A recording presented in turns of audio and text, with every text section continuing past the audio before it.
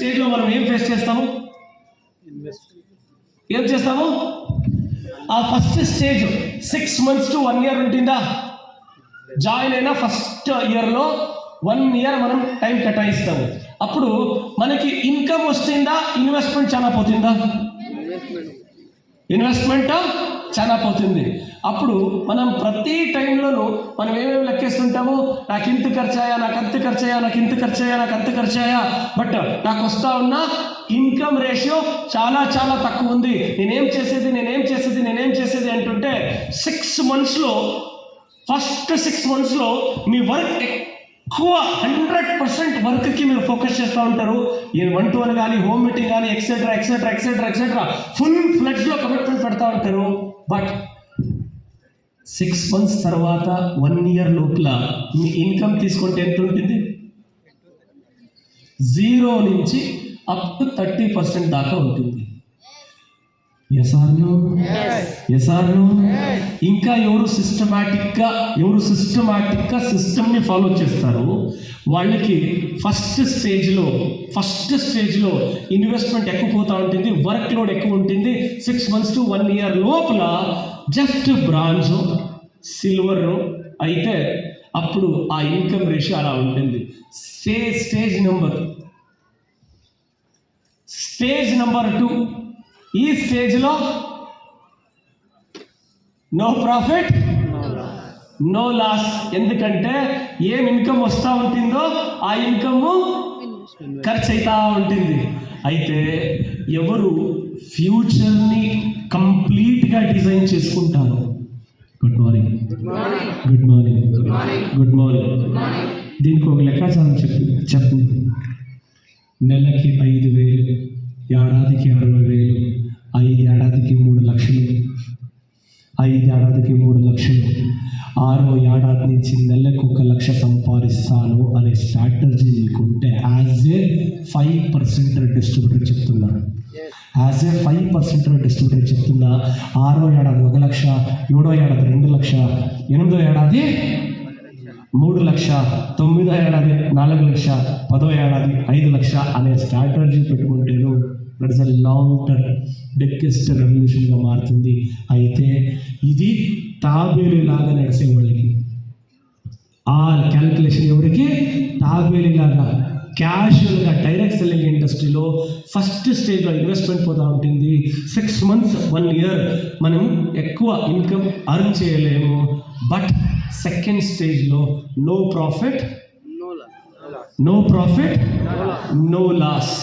But third year stage 3లో, ఆ stage 3లో ఇమ్మీడియట్ ప్రాఫిట్ స్టార్ట్ అవుతుంది. అగైన్ వర్క్ 100% ఉంటుంది and it will revolution start అవుతుంది. సెకండ్ ఇయర్ ఇన్కమ్ ఎంత ఉండే? మీ ఇన్కమ్ అండ్ అవుట్ గోయింగ్ ఆ 100% అక్కడికి no profit no loss. But third year నుంచి మీ ప్రాఫిట్ స్టార్ట్ అవుతుంది. అండ్ దెన్ ఫస్ట్ స్టేజ్లో ఇన్వెస్ట్మెంట్, స్పాన్సరింగ్, రీటైలింగ్, ఇది మనకంతా జరుగుతున్న ప్రాసెస్. దానికే ఇప్పుడున్న యంగ్స్టర్స్ ఎక్కువ రిజల్ట్ మీద ఫోకస్ చేస్తారు. పెద్ద బిజినెస్ మ్యాన్స్ ఎప్పుడు ఇన్వెస్ట్మెంట్, వాళ్ళు ఇమ్మీడియట్లీ రిజల్ట్స్ గురించి ఫోకస్ చేయరు. బిజినెస్ మ్యాన్స్ ఎప్పుడు ప్రాసెస్ గురించి బిలీవ్ చేస్తారు. ఇప్పుడు మనం చేసే ప్రాసెస్ రాబోయే రోజుల్లో ఎలాంటి రిజల్ట్స్ని ఇది ఇస్తుందని. ఫస్ట్ స్టేజ్లో మీరు ఎక్కువ ఛాలెంజెస్, ఎక్కువ టైం ఎక్కడ పడతారు? స్టేజ్ 1లో మేజర్ స్పాన్సరింగ్ రిటైలింగ్. ఇక్కడ ఈ స్టేజ్ 1లో మీకు ఎక్కువ ఇన్వెస్ట్మెంట్ ఈ స్పాన్సరింగ్ రిటైలింగ్ లోనే పోతూ ఉంటుంది. ఎస్ఆర్లో and at the same time stages in network marketing means ఇక్కడికి మీరు వెళ్ళాలంటే ఇది మీకు క్లియర్ అయిందా? దీని ఒప్పుకుంటారా? 3వ ఏడాది నుంచి మీకు ప్రాఫిట్ స్టార్ట్ అవుతుంది, మీ ఇన్కమ్ గెయిన్ అవుతూ ఉంటుంది. 4వ ఏడాదికి అసెట్ చేయడానికి స్టార్ట్ అయింటారు. 5వ ఏడాది లోపల అసెట్ని మల్టిపుల్ చేస్తూ పోతారు. But your friends, direct selling ఇండస్ట్రీలో ఎవరు కమిటెడ్గా డే 1 నుంచి తెలుస్తారో 5 ఏళ్ల తర్వాత డబ్బు కోసం వాళ్ళు పనిచేసే నెసిటీ లేదు, డబ్బు వాళ్ళ కోసం పనిచేసే రోజులు స్టార్ట్ అవుతుంది. అది రియల్ సక్సెస్. ఏదైనా ఒక వ్యక్తి, ఒక బిజినెస్ మ్యాన్ 5 ఏళ్ల తర్వాత ఒక బిజినెస్ని తీసుకొని 5 ఏళ్ల తర్వాత వాళ్ళు అగైన్ డబ్బు కోసం పనిచేస్తున్నారు అంటే వాళ్ళు ఫోకస్ చేస్తున్న విధానాన్ని మార్చుకోవాలా, లేదంటే జనాల్ని మార్చుకోవాలా? రైటా రాంగా? 5 ఏళ్ళ లోపల మీకు సక్సెస్ స్టార్ట్ అయింది అంటే మీ స్టైల్ని మార్చాలి, లేదంటే జనాల్ని ఫోకస్ చేసే జనాల్నే మార్చాలి. బట్ మనం ఏం చేస్తాం చెప్పండి? వాడు రాడు మనం వదలము, వాళ్ళు రారు మనం వదలము. ఎందుకంటే గాడిదని నిలబెట్టి నేను పులి అంటాను నువ్వు ఊవను, నేను పులి అంటాను నువ్వు ఊవను, నేను పులి అంటాను నువ్వు ఊవను, నేను పులి అంటాను నువ్వు ఊవని, ఎంత పులి అని చెప్పినా గాడిది. Yes or no? అందువల్ల పులిని ఎతకండప్ప, గాడిదని కాదు. అవునా కాదా? దానికి మన బాలిగారు బాగా సూపర్గా చెప్తారు.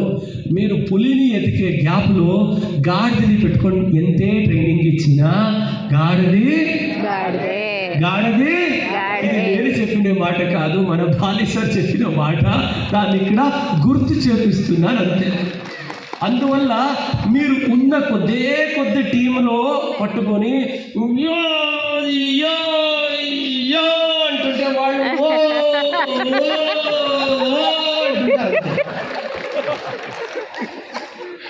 అవునా కాదా? అందువల్ల మన సిద్ధార్థ సార్ ఒక మాట చెప్తారు, ఆయాతో బస్ నైతో నెక్స్ట్ అని మాట చెప్తారు. ఆయాతో బస్ నైతో నెక్స్ట్ అని. అందువల్ల మీరు హిస్టరీని క్రియేట్ చేయాలి అంటే మీతో పాటు ఉండేవాడు మీ మాట వింటా లేదంటే సింపుల్, ఫాలో ద బేసిక్స్. ఆ బేసిక్స్ లో 3 బుల్లెట్ పాయింట్స్ ఉంది. ఆ 3 బుల్లెట్ పాయింట్ ఏమిటి అంటే ఇన్విటేషన్, ప్రెజెంటేషన్, ఫాలో. సింపుల్ గా ఫాలో కాండి. మీరు దీన్ని సింపుల్ గా ఫాలో అవుతా పోతే, ఈ బేసిక్స్ ని గట్టిగా పట్టుకుంటే, మనతో పాటు ఉండేవాళ్ళు మన మాట వింటలేదు కదా, వాళ్ళు నేను ఈ బిజినెస్ని సీరియస్గా చేయాలనుకుంటున్నా, ఇంక బెటర్ నాకు సపోర్ట్ చేయి అనే స్టేజ్కి వస్తారు. ఎవరి మీద మీరు ఎక్కువ ఇప్పుడు ఫోకస్ చేసి వాళ్ళు అర్థం చేసుకోకపోయినా వాళ్ళే రాబోయే రోజుల్లో వచ్చే ఛాన్స్ ఉంది. ఎప్పుడు మీరు ప్రూవ్ చేస్తే. దానికి చాలా మంది ఏం చేస్తారు, సార్ నేను వీళ్ళని జాయిన్ చేయించా, వీళ్ళు కమిట్ అవుతాలే, నేను దానికే వాళ్ళకి చెప్పి నేను సాలయి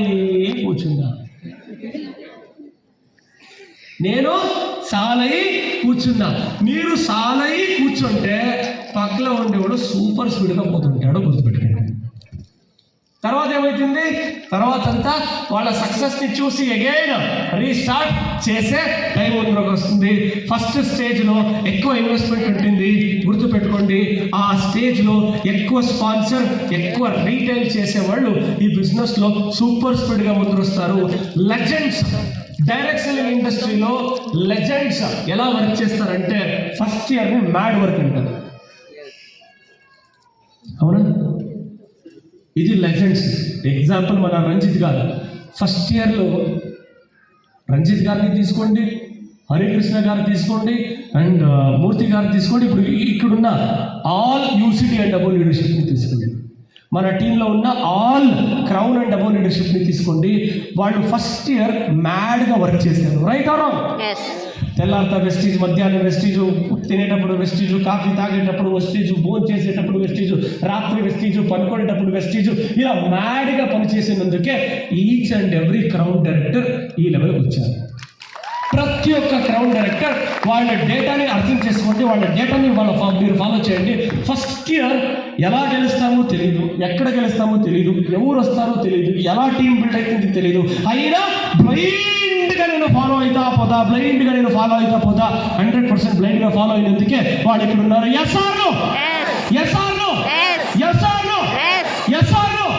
స్టోరీ బాగుందా? చాలా బాగా చెప్పానా? సూపర్గా అర్థమైందా? జోరుగా ఒకసారి ఒకే చెప్పండి.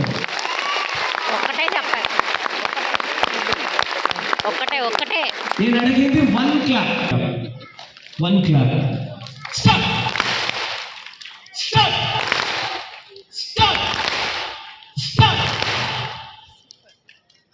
స్టోరీ బాగుంది కదా? ఎక్స్ప్లెయిన్ చేసింది బాగుండే కదా? స్టోరీ సూపర్ కదా? సరే, okay, thank you so much, congratulation. Story బాగుంది, మీరు స్టోరీ విన్నారు, స్టోరీ సూపర్.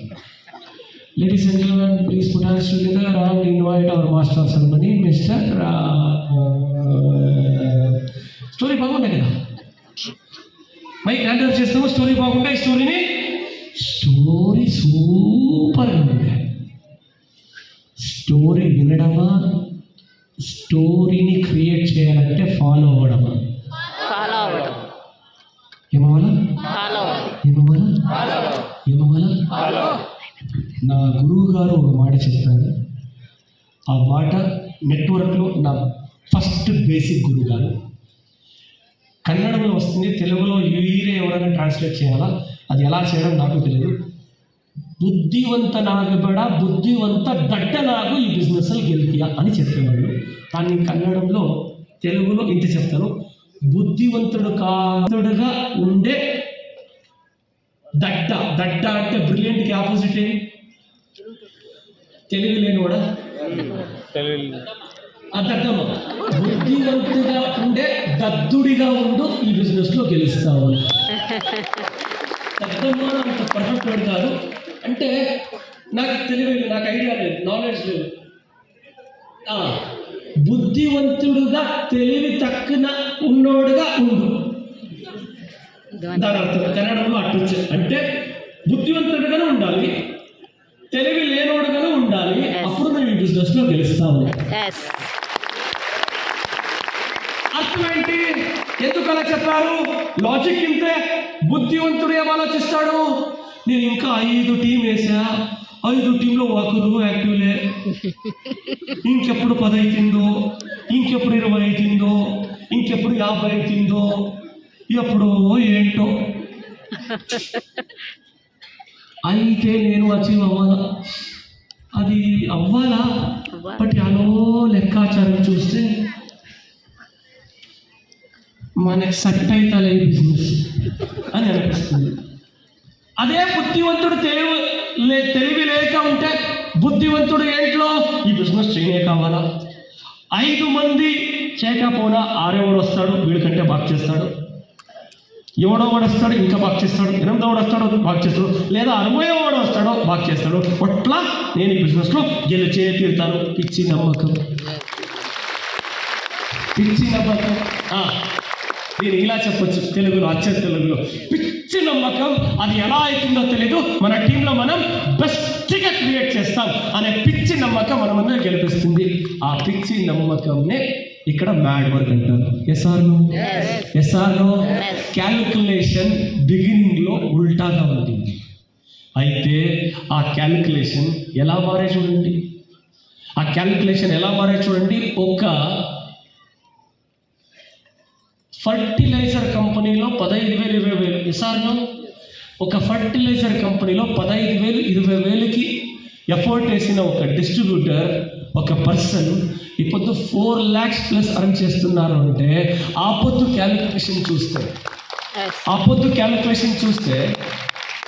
15,000, 20,000 సంబళం తీసుకుంటూ ఈ బిజినెస్ని చేసేటప్పుడు నాకు చెక్కు 100, 200, 300, 400 చెక్ సార్?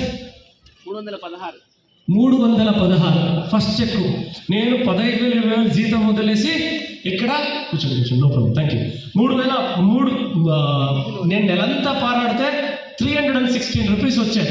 ఈ బిజినెస్లో అనుకోరు ఉంటే 4,85,000 చెక్ మిస్టర్ మూర్తి గారు. ఈ మ్యాజిక్ అయితే ఉన్నా అయితే ఆ ఫస్ట్ ఇయర్లో ఎంత చెక్ వస్తుంది అనేది ఇంపార్టెంట్ కాదు, 5 ఏళ్ల తర్వాత ఎంత సంపాదించవచ్చు అనే ఒక మ్యాడ్నెస్